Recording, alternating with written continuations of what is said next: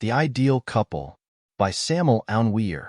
It is transcendental and of utmost importance that lovers have affinity in all the 5 psychological functions: thought, feeling, habits, instinct or tastes, and in sexuality, so that the happiness of both is guaranteed.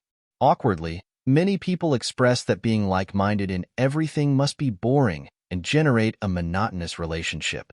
But isn't that what happens in 99% of marriages? And why aren't they happy? From the age of 14, every man and woman is looking for their sexual complement.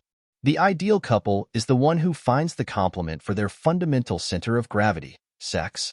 The woman in this is no exception.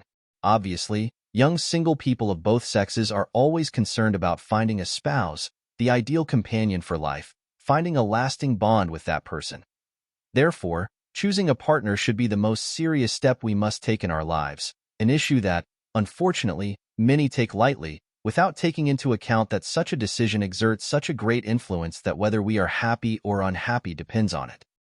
The ideal in love is to find the other half, the soulmate. Only the perfect and total complement can give us inexhaustible happiness.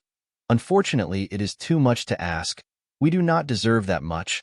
We are all full of karma. Many times a man lives happily with his wife, however, he notices that something is missing. It can certainly happen that with the woman he has he does not feel complete. It may be that she fulfills the activities of the emotional center, possibly, but perhaps she does not complement each other sexually. And when you find another lady there, perhaps, sexually you do complement each other. Then comes what is called adultery. We are not here praising adultery, because that would be absurd. But we do already know one of the causes of adultery. Many times one of the couple does not completely coincide, in the 5 centers, completely with the other, possibly finding complementation with another person, and there comes what is called adultery. Suppose that emotionally a man complements himself with a woman, but not sexually, and it may be the case that he finds a lady with whom he complements himself sexually. Suppose a man complements a woman mentally, intellectually, but not emotionally.